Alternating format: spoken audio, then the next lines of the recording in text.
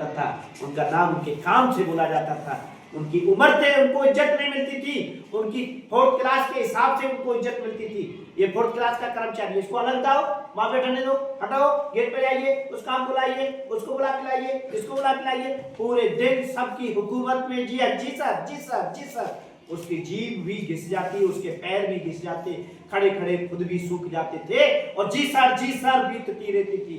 चाय 10 बार मांझ करके एक कप को 10 जगह बांटना, 10 बार धोना, 10 बार पिलाना, चाय में थोड़ी सी कमी रह जाना तो 100 तरह की बात सुनना पूरे दिन, सिर्फ 1 महीना की तनख्वाह पाने के लिए। क्योंकि बेटे को पढ़ाने के लिए, राहुल बेटे को, उसने उस कॉलेज में एडमिशन दिला दिया जिस कॉलेज में उसकी फीस भरने की औकात नहीं थी। पूरे अपने शौक मौज, अपनी बिक्की बेचनी, अपनी साइकिल बेचनी, पैदल जाना ऑफिस चालू कर दिया, दूध चाय के लिए लेते थे, दूध बंद कर दिया।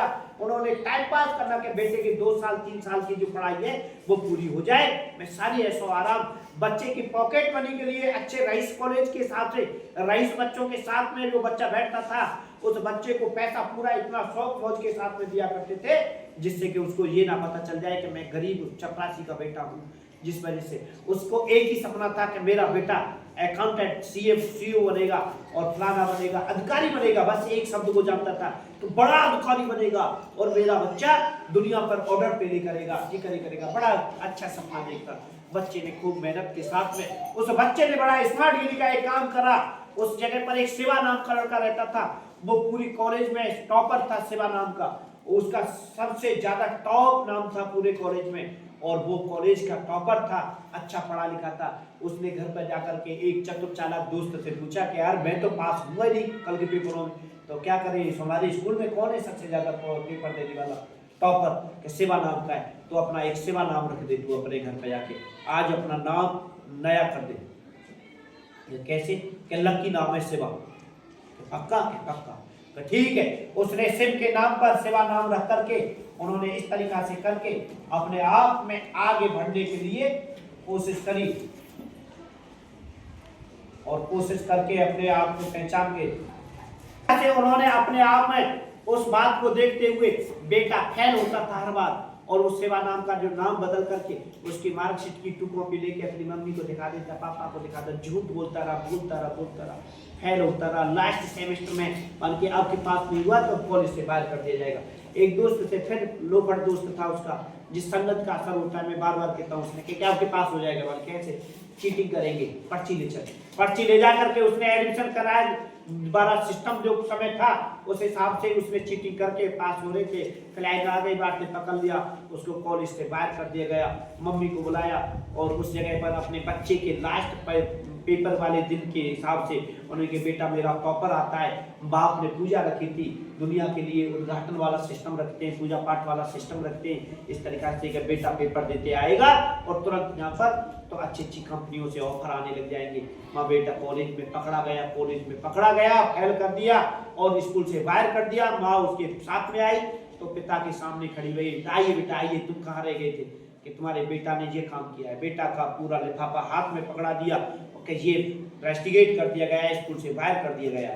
मैंने आया कि हाँ, ये क्या हुआ। बाप बड़ा परेशान हो गया, दुखी हो गया, तो बाप से पूछा कि बेटा ये सही बात है या गलत है। हाँ सही बात है, तुमने मुझे बचपन से करा ही क्या है मेरे लिए, ये हुआ वो हुआ, चपरासी का बेटा हूं मैं, दुनिया मुझे चपरासी के बेटे के हिसाब से तुमने कुछ नहीं किया है, जिन्हें किया है। और इस तरीका से बाप का अपमान करने लगा पूरी भरी समाज में, और बोलने लगा तुमने मुझ पर इतना प्रेशर दे दिया, मैं कैसे पढ़ूंगा, तुम क्यों नहीं पढ़े, पहले तुम पढ़ जाते तो तुम नौकरी नहीं लग जाते, तुम चपरासी क्यों बने, तुम अधिकारी क्यों नहीं बने, मैं कैसे बन जाऊंगा, मेरे पर इतना प्रेशर दे दिया तुमने, मैं कैसे पढ़ूंगा, मेरी भी जिंदगी है, आराम की है, मैं भी मौज लेना चाहता हूँ। उल्टा बाप का प्रेशर बना दिया बेटा ने, बाप से ही सामने डाला, जो बाप से बेटा से बाप लेना चाहता था कि मैं क्या करूं क्या नहीं करूं, तुम करोगे मेरी तरह मेहनत, हाँ मैं करूंगा।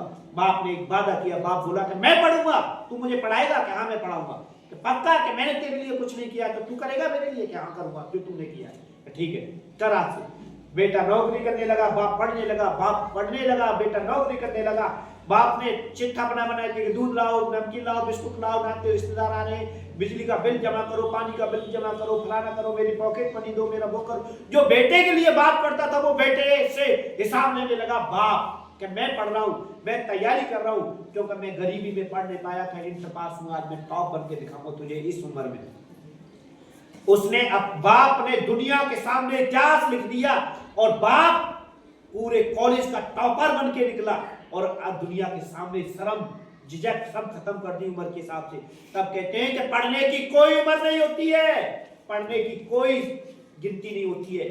पढ़ने के लिए 50 साल का हो चाहे 100 साल का, उसको पढ़ने की लगन हो।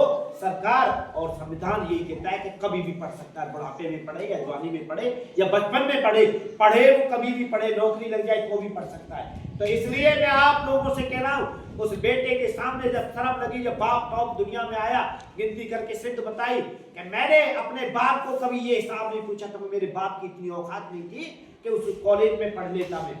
मैं इंटर पढ़ने के बाद मेरा बाप खत्म हो गया, बाप पर इतना पैसा नहीं था, उसकी वजह से मैंने नौकरी चालू कर दी। मुझे चपरासी की नौकरी मिली नहीं, मैंने चपरासी की करी, क्योंकि मेरे अपने भाई बहन प्लस अब तो बेटा है और मेरे परिवार को संभालने के लिए मैंने पूरी रात और दिन मेहनत कर दी, ताकत लगा दी।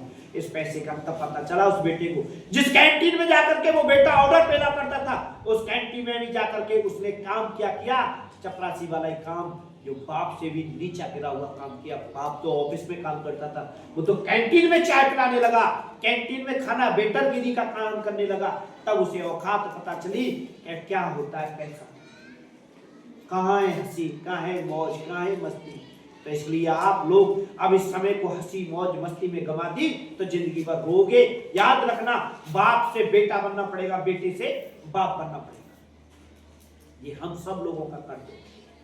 चुका लो, कैसे चुकाओगे, तुम्हारे सामने आ जाए, ये सब याद रखना इस बात। Thank you.